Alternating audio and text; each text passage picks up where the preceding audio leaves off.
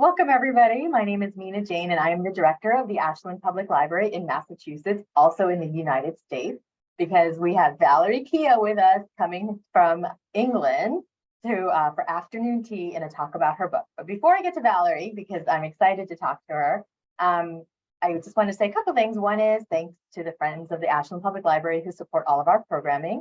And I would also like to thank Valerie for letting us partner with other libraries to share this talk with their community. So I'd like to welcome the patrons of Ashland, of course, but also Woburn, Wellesley, Needham, Norwell, Leverett, Spencer, Westboro, Lexington, Rockport, and Canton.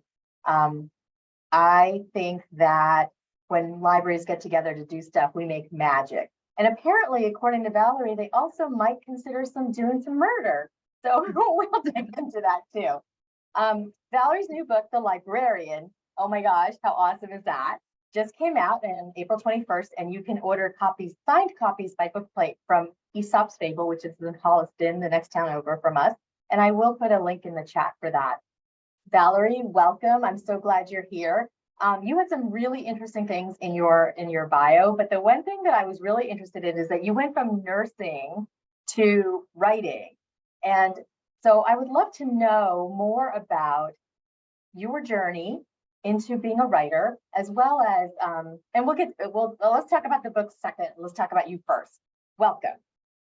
Thank you very much. And thanks so much for having me, Mina. It's a great pleasure to be here. And hello to everybody. It's wonderful. It's 7 o'clock here in the UK, by the way. So it's nice to have afternoon tea. And I'm going to bend this down for a second so you can see. I'm all set up for my afternoon tea. So I'm going to pour myself a cup so that I can actually, and it is tea. I was tempted to fill the pot with wine, but I thought that wouldn't go down too well. So, because it's 7 o'clock. So, well, we don't know, it won't hurt us. Yeah. I always wanted to write. I grew up in a large family. There was 9 of us. So writing was my escape from living in a very small house with a very big family. I used to take my books and hide behind the sofa. So I always wanted to write a book that went on forever because I hated books ending. Mm-hmm. I used to go to our local library, then was about 3 miles from our house. And when I joined it first, and I was about 7 or 8, you could only take 3 books out. And then they increased that to 6 books out, but they were all hardback. So I used to struggle home with this big pile of books. And I'd go through them in a week or so, because I read. I just lived in my books. I was a regular bookworm. That was me. So I always dreamed then of actually writing my own books. But sometimes dreams can become so important that you're so afraid of failing that you don't actually get started. So I was almost 50 before I thought to myself, if I don't write it now, I can stop dreaming about it. Mm-hmm. So I sat down one day and I started a book, and I didn't stop writing until I'd finished it. Now, the problem is I was very naive. This is 15 years ago. I thought that was it. You write a book and the whole world will stop and go, yeah, you've written a book. Unfortunately, it doesn't work like that. I tried to get an agent for a long time. And then my sister actually rang me and said, she knew that I was trying to get a publisher. She rang me and told me she'd read an article about somebody who'd self-published on Amazon. Mm-hmm. So I thought, why not? So I did, and I kept writing and kept self-publishing. And every now and then I'd try and get an agent, and then more e-first publishers started coming online. And about 10 years ago now, I submitted to a couple of publishers who took direct submissions. And eventually in 2018, I got a publishing contract, my first publishing contract with a publisher called Book Tour for two books, The Housewife and Secrets Between Us. And that was my kind of entrance into the world of publishing. And the thing is, with like a lot of businesses, once you get your foot in the door, it's easier to stay in there.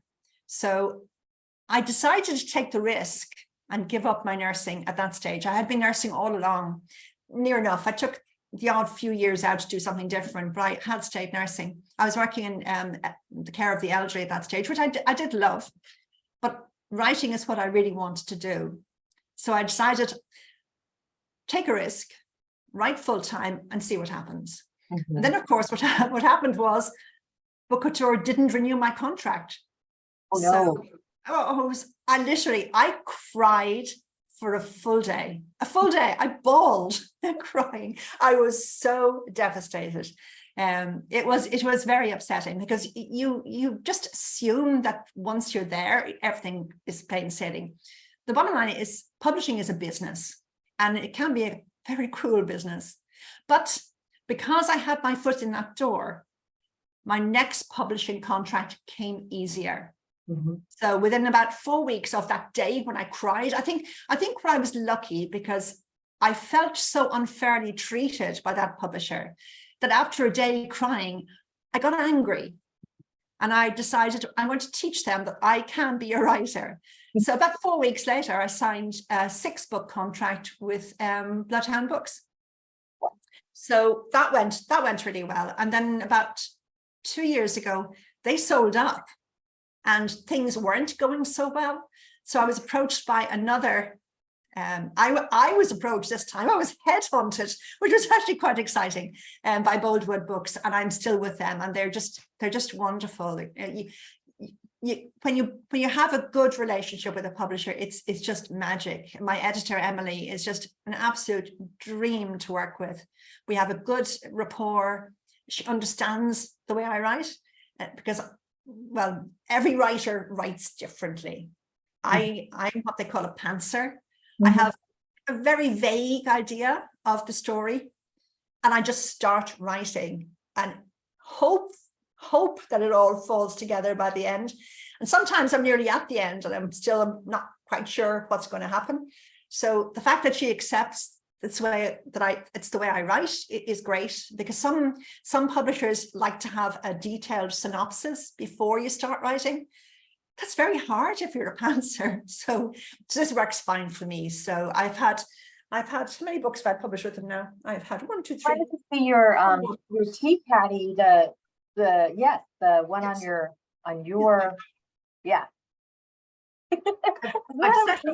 I've set up my cake stand with books on one side and with cakes on the other, which I haven't eaten yet, by the way. So yeah, I have all them. I've been down a bit more. So you have all my books there, balanced on the cake stand. I thought that was quite fun. They'll probably be there for next month. Next side, on this side, I have cakes. Oh, yum. Unfortunately, I can't talk and eat at the same time, so I'll have to eat them later. But I can't drink tea. Hungry, and I'd have to leave the meeting. Valerie, okay. So I have to say, I did pull out my I love your teapot. Yeah, but it doesn't have tea in it because it's super special. And I wanted to show off my stirrer, my cat stirrer. I love that. That is so cool. So we're definitely having tea here. So I think Gail has joined us for with her specialty tea. So you said that when you always wanted to write, but you didn't start till you were 50. So when you were deciding what direction to go in, when you were in England, maybe they choose around 16, 17, and we choose around 18. What made you go towards nursing instead of English or journalism or anything like that? To go to university when I left school cost too much, and we didn't have any money. Why I chose nursing, and this is a very, very weird way of choosing a career, my mother didn't want me to. So I was a typical brat child.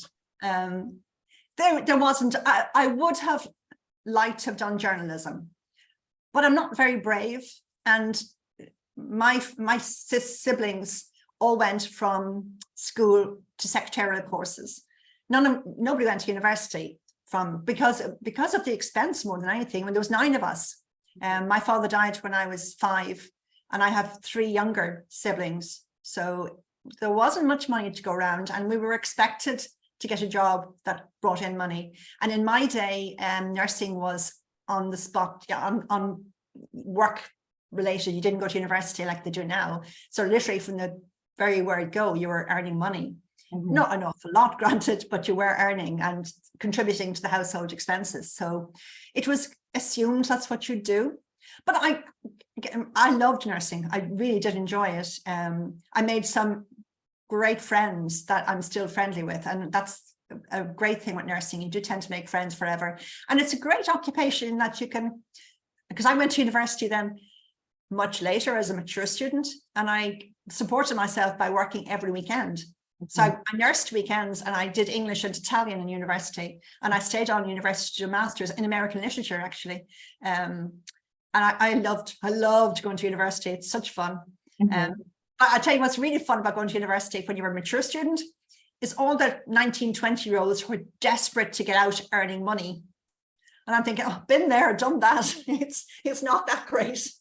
So it was quite fun. But and I met my husband in university. I met my husband in the mature students. I was single going to university. I was just 40, and I had started about 2 or 3 months. And I met my husband. I'm pointing that way because he's out. I can hear him outside.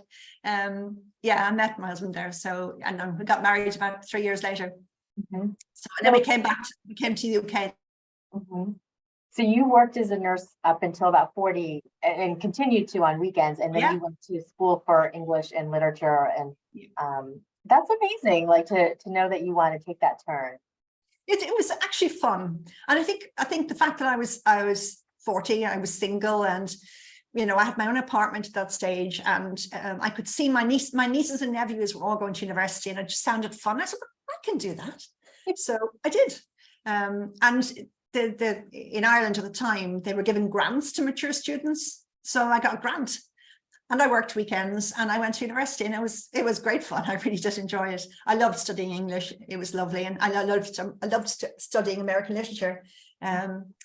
So yeah, and I met my husband, which is a bonus point for meeting my husband. But when we moved to the UK, then I stayed nursing, and it was eventually then I started to write. And it was quite funny because the reason I write under a pen name, because Keogh is actually my mother's maiden name. Because when I started writing, I was still nursing, and I have a self-published series still, and it's about a serial killer who's a nurse. So I thought it would be a good idea if I changed my name in case people thought I had the wrong idea about me. So I changed to Keogh. Now, the problem with my mother's maiden name, Keogh, it's a nice name, and Valerie Keogh looks good in a book, except people can't pronounce it. In the UK, I get all kinds of Kyoff and Kieff and all kinds of strange pronunciations. So had I known that people would find it so difficult to pronounce, I might have chosen something a bit simpler. But that's how it is. Yeah. But you have, so is that the Dublin series, the nursing one? No, it's a Hudson Connolly series. It's only self-published, and I don't have any paperbacks of it. The Irish series, the Irish crime series, is a very straightforward crime series. There's no serial killing nurse in it. Because I grew up reading Agatha Christie. So when I started to write first, I wanted to write straightforward crime novels, and I loved writing them. I loved the puzzle of crime novels and trying to fool the reader into who the bad guy is. It's great fun. But the problem with writing crime novels is that there's so many crime novels out there, and a lot of them just don't succeed very well. So now I write psychological thrillers, which they're individual, they're standalone books, but my editors prefer them. They sell better. The market for psychological thrillers is just insatiable, and I write 3 to 4 books a year. So wow. Yeah, I write a lot, but I don't have a life. I just write. So that's not fair. I'm usually either writing or editing or thinking of the next one. Sometimes I wake up in the middle of the night thinking of mine. I will at the moment, because the book I'm writing at the moment, which is, I don't have a name for it. I just can't come up with a name, but I've got to the stage in it where I'm not 100% sure where it's going to go next. So what will happen to me is I'll wake up at 2 a.m. and I'll start puzzling about that. And usually by the time I'm supposed to get up, I will have worked it out. Insomnia is great for that point of view. It's not great for me, really, but I do get great ideas in the middle of the night when it's quiet and I'm trying to sleep. And your brain is relaxed and it's more receptive to ideas, I think. Same as when I'm not writing or editing, I love walking. And like that, if I'm tied up and not in a storyline, if I take myself down, there's a canal not very far away from us, I can walk along the canal. And by the time I've done 3 or 4 miles, that knot is gone. It just clears, and I think it's the fact that your brain relaxes and allows more ideas to come in, and then I get them down as fast as I can before I forget them. So. I'm sort of really fascinated by this idea that you didn't really write until after you went back to university, and then you just started writing like crazy. Like, what made you learn? What was the best learning experience for you to become a good writer? Reading a lot. Definitely, if you want to write, you read a lot. And I read a lot of books. I think for me, university didn't make much difference, really. It was the fact that I always wanted to write. It's just a matter of getting around to doing it. Because I know people who go on the creative writing courses, which are brilliant, but they don't have the same yen to write that I do. I mean, writing is a business, don't get me wrong, but I have to write. It's just part of who I am now. It's why I write so much, because sometimes I'm desperate to finish a book, but then when I'm finished, I'm a bit lost because I've had to put all my characters away. That's why I mean, people say, oh, do you take a break afterwards? I said, I don't really, I just hop into the next set of characters. I think it stems from my childhood when you're poor and you don't have much, you invent a magical make-believe world of your own. And that's what I did. I made up stories in my head a lot when I was a child. And that's now translated into writing stories that are in my head, which is, it's fun. And I'm on my 24th book, I think. Sometimes I lose count. My next book is my 24th. That's going to be called The Nurse. That's not the one I'm writing, it's the one that's finished. It's actually, I have to do copy edits tomorrow, but it's going to be called The Nurse. Okay, so yeah, let's get into your books. And I think I didn't mention this, but if people who are listening in want to ask questions, please put your questions in the Q&A, and I will ask Valerie, although I have a bunch. So to start, The Librarian, tell us what it's about. The Librarian is about a lady called Ava, who works in a library. She loves it. She works as a librarian in the Tate Modern. Now, I did explain earlier, the Tate Modern doesn't actually have a library, but the Tate Britain does. So I borrowed it for a little while just for this book, and then I gave it back. Ava has a quiet life. Her friends think she's too quiet. Her friends think she's a pushover, that she tends to say yes to everything. So one day she's out with her friend Poppy, and she meets this guy in a pub, and the guy asks her to have a drink with him, and she says no. And then she goes to leave. She leaves Poppy behind because Poppy's talking to some guy, and Ava wants to go home. She's not feeling too well. So she heads out, and this guy follows her, and he starts harassing her a bit to come back and have a drink with her. And she says no emphatically. She is thinking about maybe she should go back in just for peace sake, have a drink with him. And then she remembers her friends saying that she says yes too easily, that she should learn to say no. So she says no. But when she walks away from this guy, she hears him shouting after her, "You'll be sorry." And then things start happening to poor Ava. I don't want to give any spoilers. Things start going wrong. Unfortunately, she's doing a part of her job in the library. Part that she's taken on is doing tours of the art gallery, because she loves art, which was her first love. So she shows people around the art gallery, and she damages a painting accidentally, obviously, but she's suspended. And then things just start going wrong for her. And then someone who tries to help her dies. It's very complicated, and she gets something is not right in her world, and everything starts falling apart. So I can't tell you any more because it will spoil the story, but it does all end up kind of well in the end. Psychological thrillers aren't really supposed to end up happy. But when I was a child, I used to read the last page first, and I'd only read a book if it ended happy ever after. I only stopped doing that when I was in my 20s. So my psychological thrillers do tend to end on a kind of positive note. So that was Librarian. I did really enjoy writing it. I had visited the Tate Gallery in London. It's a huge, big building, and all concrete inside, so that you just see the artwork. I haven't unfortunately visited the library in Tate Britain, which is 3 miles down the road. But when I decided to write this book, I wanted the venue to be the Tate Gallery because it's so amazing. But I wanted my character to be a librarian, because I love libraries. Are magic. I love them. The library I visited when I was a child was a very old-fashioned library. It had a sectioned off section for children and a huge big section for adults, but nobody ever spoke. And if you did speak, you got this shh. We're not like libraries today when everyone chats, which is great. But they were just libraries, and all the books were hardback. There was no paperback, there was no magazines, no newspapers. It was literally just books.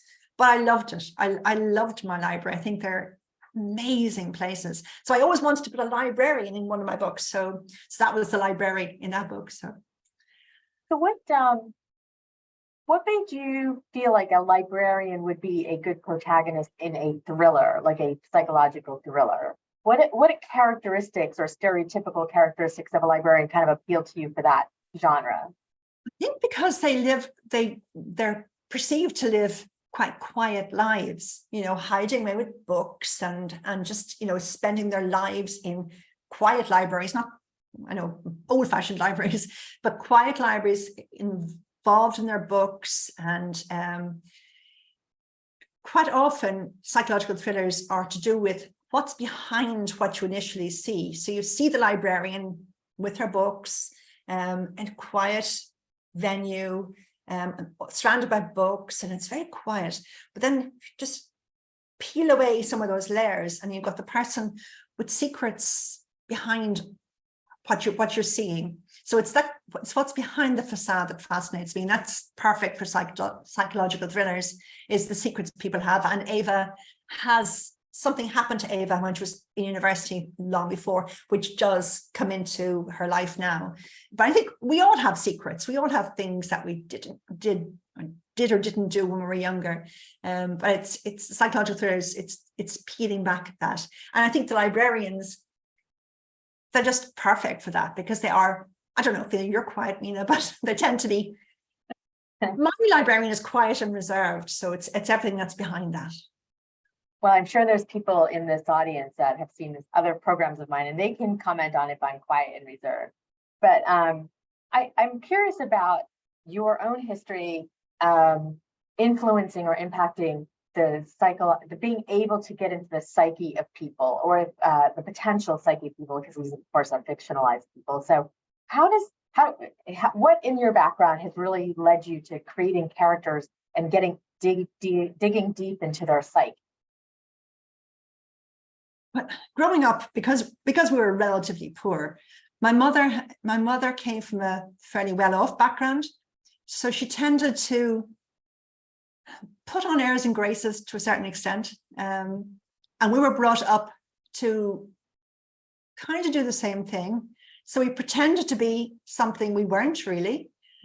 We were sent to private schools, even though we couldn't really afford it, and I think that has influenced what I write. It's because I myself have a lot of layers, and I am a different person to different people, if that makes sense, because I have friends from my childhood, I have friends from school, I have friends from nursing, and to each of these groups I am a different person.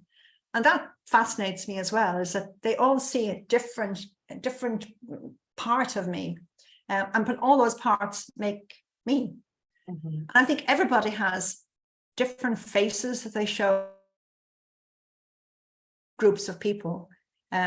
we very rarely show the same face to everybody, because I don't know anybody who does, or maybe they do. Maybe I'm the strange one.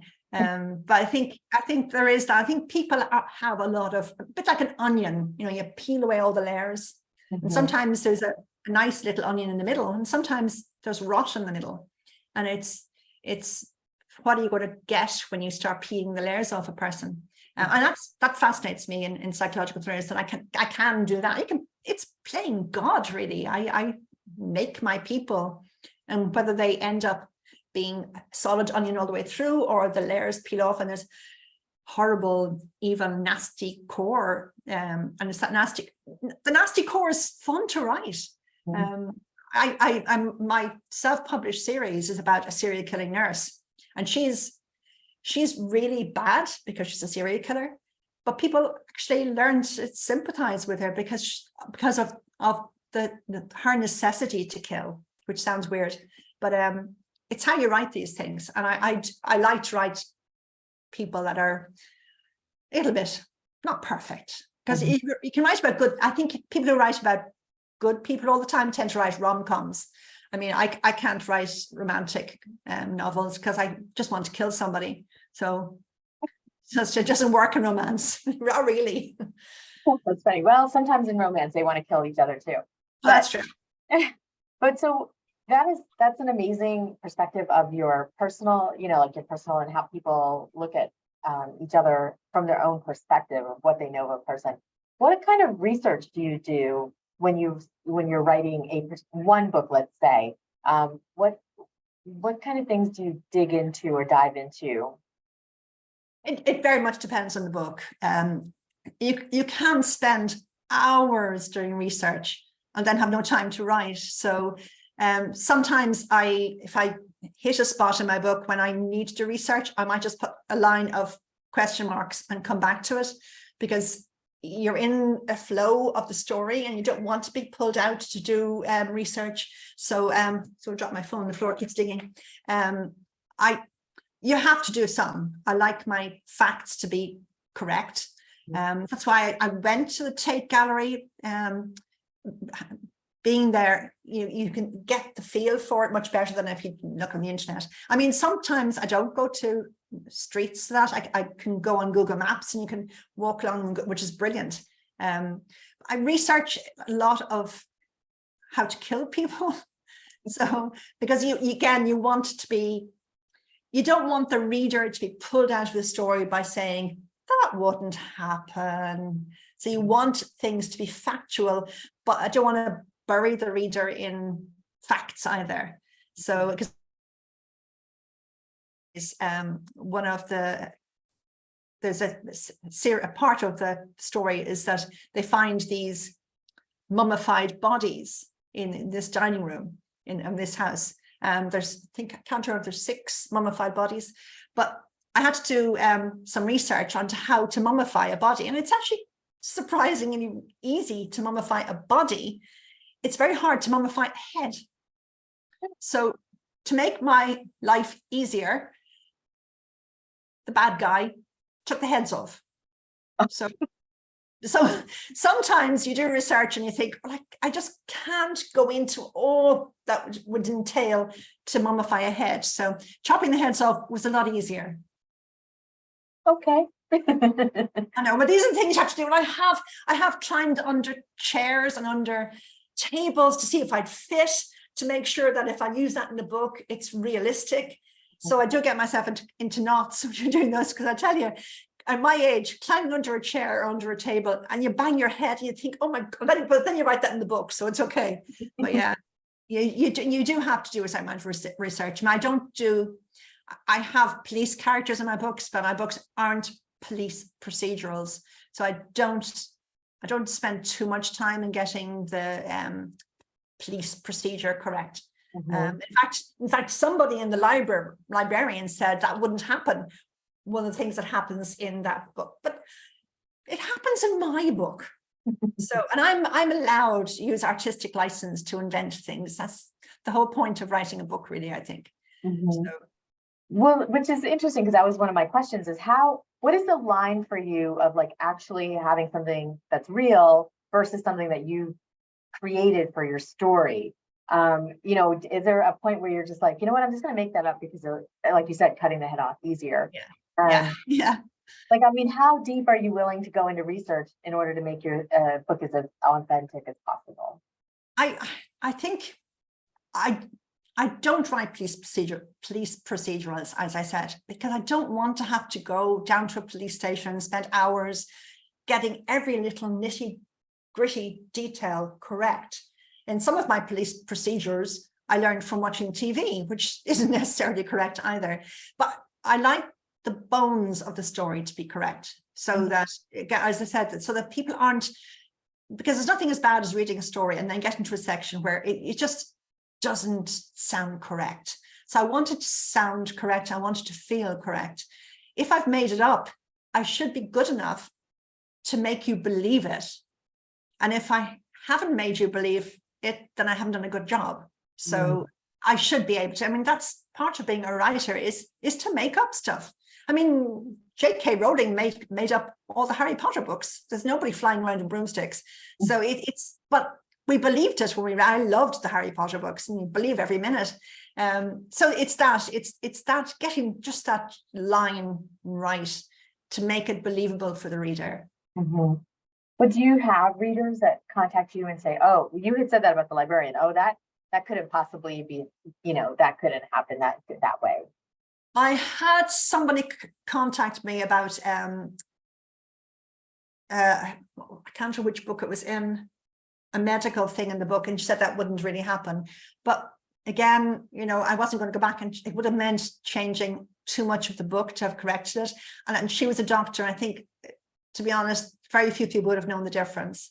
Mostly I get these things in reviews on Amazon. Like I had somebody in my Irish series, again, harking back to that.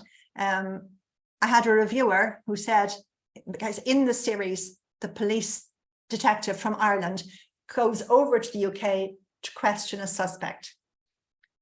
The reviewer said, that's silly, that wouldn't happen. But in fact, it does happen. And I only know that because my brother was involved in a case, and the police, and he lives here in the UK, the police from Ireland came over to here to interview him. So it does happen, but I have no way of actually telling that reviewer that she's wrong and I'm right. But anyhow, I mean, you can't win them all. So yeah. Well, that's interesting because, like, you know, readers are so passionate, especially about these kind of, you know, psychological thrillers, mysteries, things like that. They pick, you know, when we like books, we pick them apart, and it's always gutsy, I think, to like tell the author like this didn't work or this was right, not right. Because you know that you were working as best as you can, right? Yep. You're so tempted to say to them, well, write your own book then. You know, if you know it so well, write it yourself.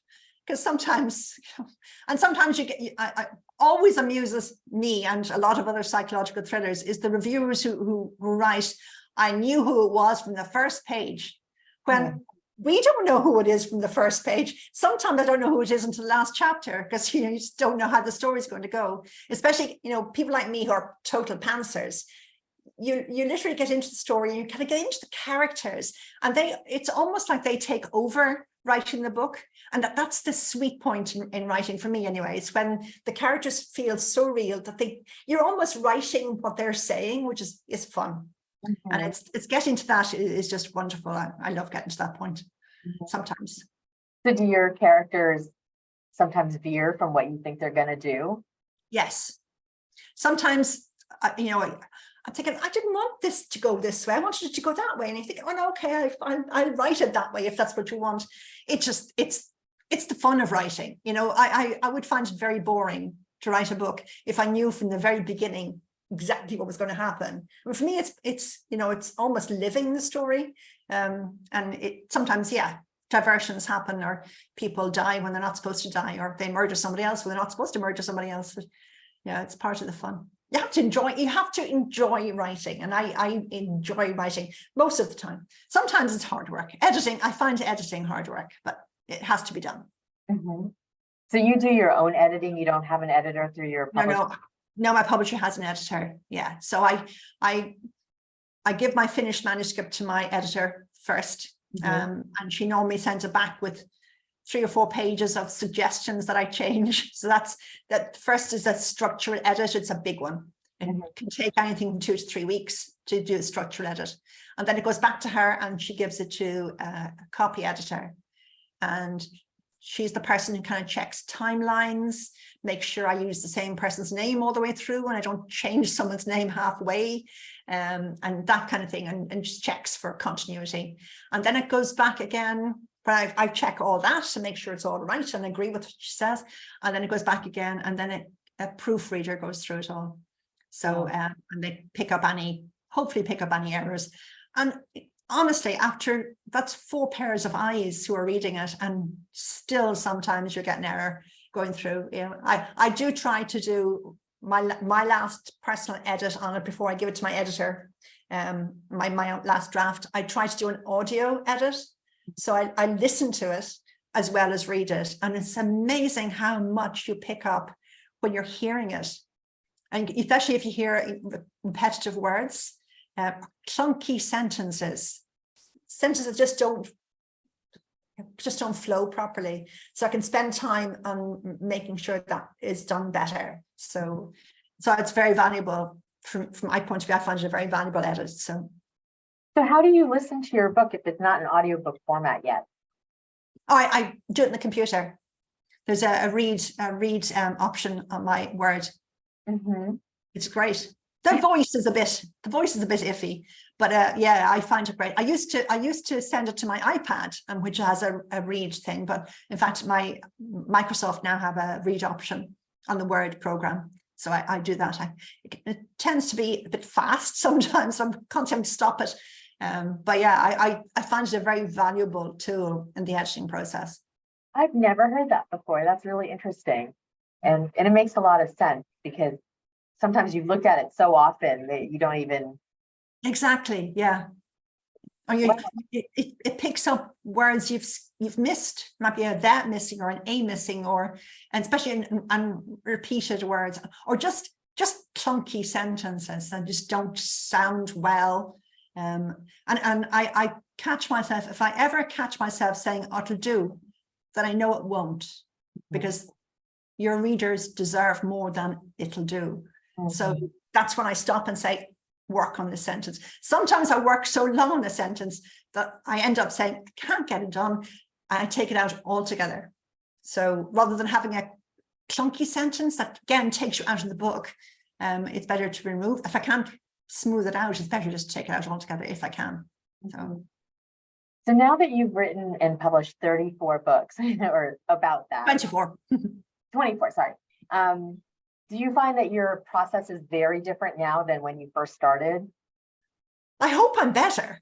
But yeah, I think certainly I only started doing audio edits in the last maybe 2 years. I certainly think that was a huge advantage. And it was another writer who told me about that. I think I'm just a writer now than I was. I think when I started writing first, I was so desperate to impress.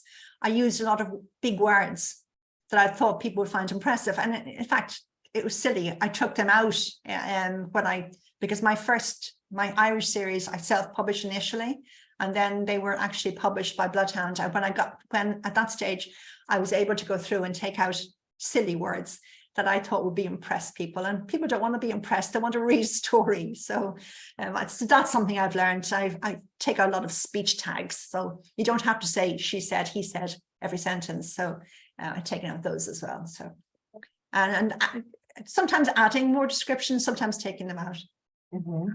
So yeah, I hope I'm better now than I was 10 years ago. I mean, I think we all get better at doing things as we go, right? Yeah, but it's a learning thing. I mean, I think we always should be learning. And I do read my reviews. I try not to read the bad ones, but you do anyway. And you learn from them. Some constructive criticism is great. Unfortunately, sometimes reviews can be quite destructive. We try to forget those, but you don't. You always remember them anyway. But yeah, I think I'm always learning something. Helen says or asks, speaking of names, how do you decide on names for your characters? I am absolutely awful for names. I am so bad when I'm writing, because I don't plan at all. I don't even plan names. And I have been known to use the same name for 3 different characters. Because, you know, actually the name was David. So I was writing the book, and a male character comes into the page, and I said, oh, I call him David. But then a few chapters later, I had another male character come into the page. I said, oh, I call him David. So I ended up with 3 characters called David. So my editor wasn't impressed. So 2 of those Davids were removed. I now try to write names down before I start, just the names. So I have a mix of names, and editors don't like you using the same names with the same initial. So I can't have Barbara and Betty, for instance. So you're trying to think of different names that you haven't used a million times already. I've got no imagination when it comes to names. I'm terrible. And again, with surnames, I tend to go onto the internet and find surnames. But yeah, and again, you can't have the same initial or names that sound similar. It just makes it harder for the reader to differentiate between characters if the names all sound the same. So you can't have a Molly and a Polly either. Not that I would, but I do have a Polly, but one of mine, but not in the same book. So yeah, I have no imagination when it comes. I have imagination when it comes to killing people, just not naming them. Your strengths lie elsewhere. My strengths lie elsewhere. Yeah, my poor editor despairs, and I have learned to have different names now. I don't call every male character by the same name anymore. So fun. Adrian asks, does your husband read or edit your books? No, he doesn't read a book at all. The only thing he reads is the newspaper. He will look at the covers, and that's about it. That's all he does. He did say to me that when they were in audio, he'd listen to them, but then they were in audio and he didn't listen to them. So, you know, not everybody is a reader. So I have 5 sisters and they all read them. And I have a lot of friends and they all read them. So yeah, you know, he doesn't at all. My husband's not a reader either, but, you know, occasionally he'll pick up something that I recommend, which is always fun. Do you write with the audiobook performance in mind? No, I don't. Not at all. Sometimes, no, I don't actually even that. One of my books, where is it? And I show you this one. This book I initially wrote, it was initially self-published, and then it was published by my new publisher, Boulder Books, early this year. And my editor wanted to take one of the scenes out to change the story slightly. And I said no. And the reason why I said no was because I envisaged that particular scene in a movie. I didn't write it to be made into a movie, but when I'd written it, I thought I'd love to see that in a movie. So I don't do it in advance, but sometimes I think, oh, that would be a great movie. So no, but I don't do it for audio. I do have the audio. The narrator of my books is a woman called Rose Robinson. She's got a lovely voice. I did get a choice actually with my current publisher. You're given a choice of 3 or 4 people. So you can listen to them and decide which book you think suits yours better. And I chose that lady. So something come up in my book. That. So yeah, so I have the same, I get her, something keeps popping up in my, I have the same, they get her for all of my books now, except the Trophy Wife. The Trophy Wife, strangely, it's the only book I've written from a male point of view. And the reason I did was because people ask where you get the ideas from a book from. I actually got the idea for this book when I was sitting in a cafe in London waiting for Robert to come back from a meeting. And I was sitting in an outside cafe and a man walked past. And by the time I got home, I had the whole of the end of the book in my head written, and it was from his point of view. Then I had to go back and write the start of the book, of course. So yeah, but it's the only book I've written from a male point of view. Oh, wow. So do you write, I know The Librarian was written in 3rd person perspective. So was that written in 3rd person perspective from a male, his perspective? No, it's actually written first person. Yeah, actually, I love writing in first person. I don't always do. It just depends on the book, depends on the character. But I wrote from a first person from a male point of view, which is yeah. I think it worked quite well, actually. People, I loved the character that Jake, his name is. And I loved his story. In fact, it's actually one of my favorite books that I've written. You tend to have your favorite babies. That's my favorite book. And that and The Three Women I loved as well, which is an earlier book as well. So yeah, and of course I love The Librarian. So what was it about the trophy wife that you liked so much? The story just came together really well for me, because it follows this young man, Jake, who is leaving school, and he lives just outside Bristol with his parents, just knocked off the train, with his parents, and his parents are very working class, solid people. His father they have no ambitions, and his father thinks anybody who has ambitions has an ideas above their station. And Jake desperately wants to have ideas above his station, and he applies to go to Oxford University, and he's accepted on a scholarship. And his parents don't want him to go. They want him to take a job in the factory where the father works. So he runs away. He runs away to Oxford, and he becomes successful. But he leaves his parents behind. He never contacts his parents again. He sends them Christmas cards, and that's it. He just cuts himself off from that life. And then he meets a young man called Adam, and they become best friends. But Adam comes from a moneyed background. He comes from a landed gentry type. His parents have a cook, and they have servants, and they have a big house. And Jake desperately wants that, and he thinks he can buy it. So as he succeeds from university and gets a job, a very wealthy job, he earns, and I tell you, it's great fun researching how you can spend money when you're really, really, really, really rich. That was part of the fun writing that book.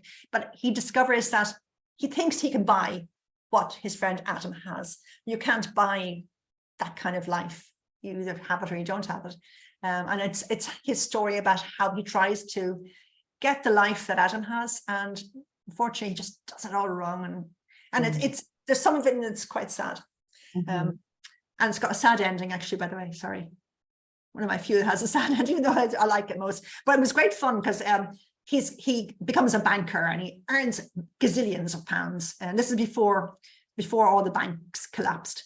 And he marries this woman, and they have a wedding on a ship at sea, and it's just money. And that was great fun. I had to research, how very expensive restaurants and what you would eat at these very expensive restaurants, and how much they would cost.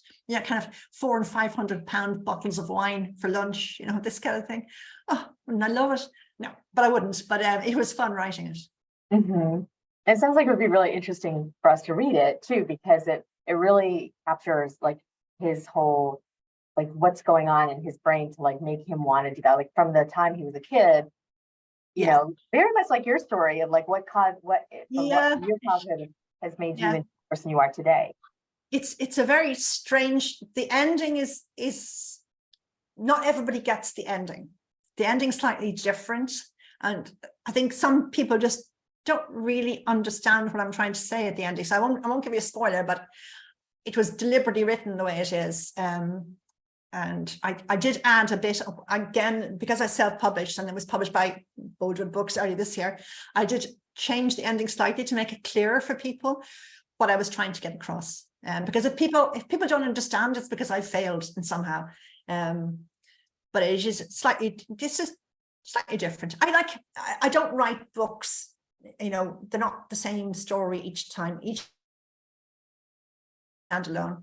And I try to make stories just different, because you don't want to hear the same story again and again and again. You don't want to hear about the woman who killed her husband or the husband who kills them. And I don't like stories where the female character is beaten up and is in every book. I don't do gratuitous violence. I don't do graphic violence. It has a place in some books, and some writers like it. There's a certain amount of violence, obviously, because they're psychological thrillers, but I don't do graphic violence. I don't think I need to. There is some sex in that one. Sorry, but again, it was necessary for the story. I think that's the difference between if it's necessary for the story, I'm happy to use sex or violence to a certain extent, and it's not graphic sex either, really. But I think if once it's a good part of the story, and it's necessary for the story. It's necessary to show the characters. And in the Trophy Wife, it's to show how Jake and his girlfriend, wife, as she will be, Anne, it really shows their relationship. The sex life they have together is part of showing how very superficial both of them are, really. Interesting. Somebody asked, as such a prolific writer, what makes the difference between a book that is difficult to write versus one that is not problematic for you? Oh, good question. I don't know. I think all books are difficult to a certain extent.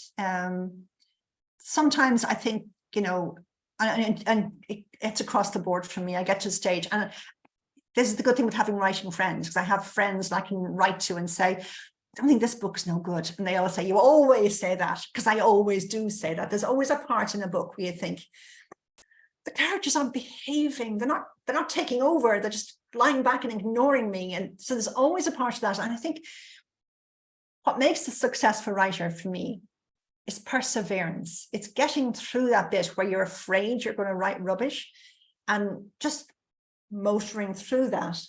And as I write more, that's kind of becoming even more difficult, because what I don't want to do now, I don't want to disappoint my readers. I don't want them to say, she's lost it, you know, she should stop now. So I try to make each book I write better than the last one, which is not easy, believe me. So yeah, there is always a part when I think it's not going to work. So far, I haven't ever given up on a book. I've always worked through that hiccup to get the book finished, and the books have always done well for me, which is good. So I hope it'll keep going, fingers crossed, keep going that way. But I know people have often asked me, what's the secret of being a successful writer? And I would consider myself relatively successful. I make a good living from writing. So perseverance is the key, I think, to being a successful writer. Just keep writing, because you can't write one book unless you're J.K. Rowling. It rarely happens that a person writes one book and becomes a huge success. It happens, but that's rare. Mostly get people like me who plod along, write 3 or 4 books a year and make a relatively good living. And I do. So, and I love what I do, which is a great plus to it as well. I'm curious about that question that came in after you said that you saw that guy crossing the street, and then you had an entire end of your book in your head at that moment. So is that like a easier book for you to write than something else? Yeah, it is sometimes. When that was the whole end of the book, so I had to then backtrack and see where he came from. But it did make it a bit easier. And one of my other books that came like that way, I can't find it now. Oh, this one, Secrets Between Us. This was my insomnia book. I woke up, I was awake most of the night, and by the time I woke up in the morning, I had the whole story for that. Oh, wow. That doesn't often happen. That was, it did not completely, but I knew where it was going to go. I knew how it was going to go. That it does make it easy. Sometimes I sit to write a book and I've only got the tiniest, vaguest idea. And that's hard because you don't know where to go next. I spend a lot of my time thinking about my characters, and I don't plan in advance, but I certainly spend a lot of time thinking about them. Sometimes to the detriment of my sleeping, unfortunately.